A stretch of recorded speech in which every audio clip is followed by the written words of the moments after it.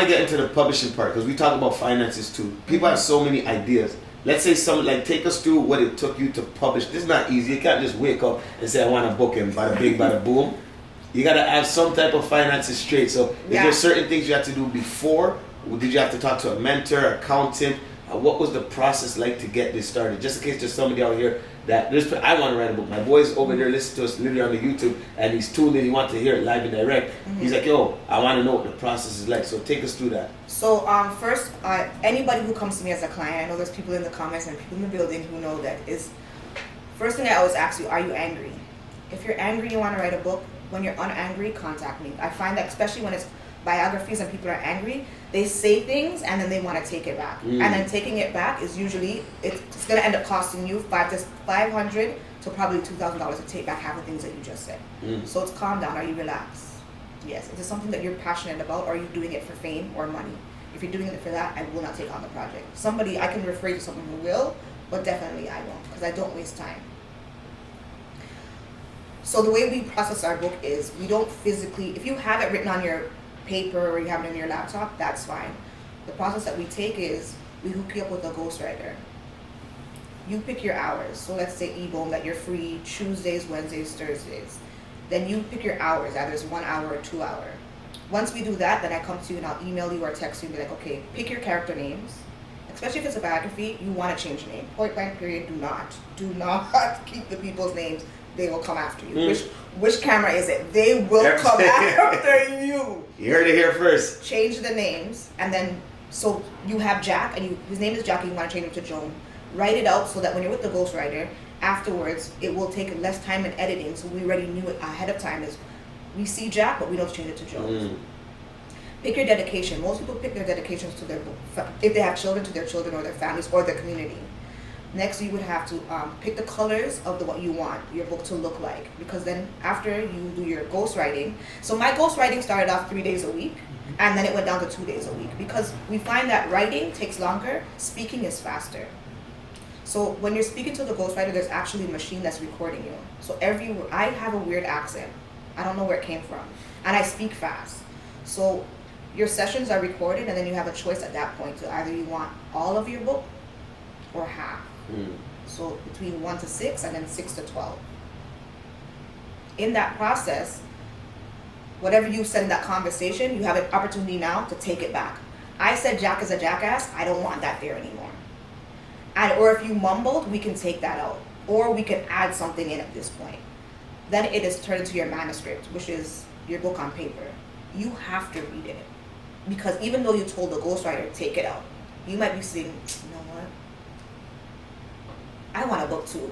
Let's just put that for book 2, right? And then oftentimes is you record so much that you've already in your second book. Which happened to me is book 2 was already at chapter 4, and I just had to add on.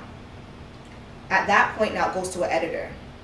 While it's at the editing process where she puts into proper sentences so people around the world understand what you're saying, because we speak with a slang. So there is slang words in the book, but we need the masses to understand what you said. So it goes to the editor.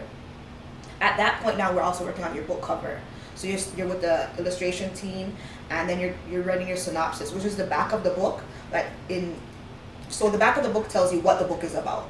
So that time you'll be doing that as well. This process, depending on how determined you are, can take less than 5 months. Literally the way we do it. Then we take it and we upload it. Now, different publishing companies upload certain different ways. My publishing company, I upload crazy. So first is always Amazon, and then the way that COJ Books publishes your book is, I think right now we're at 700.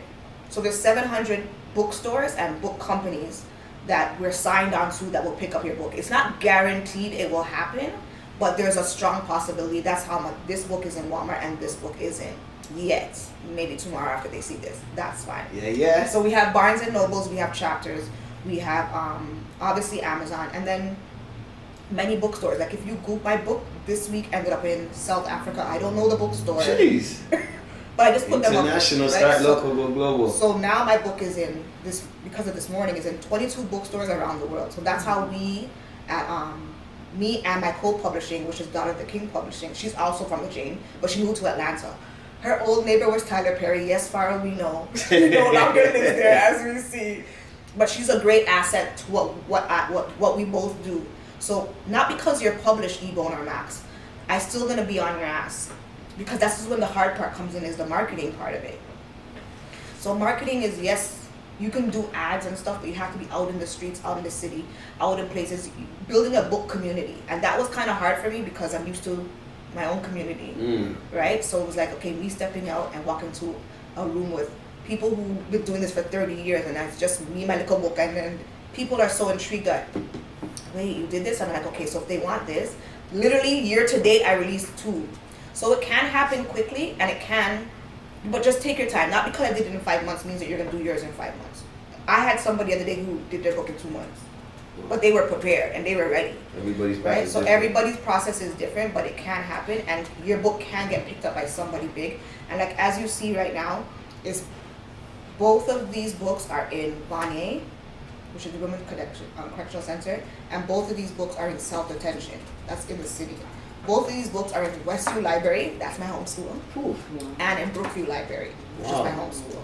So it's just marketing, and always give back to your community. As we don't preach reading, because the kids are they're so technical, they don't want to pick up a book. Well, not in my house. But, you got to read a book a week, right? And it doesn't have to be, you learn more about people and things by reading.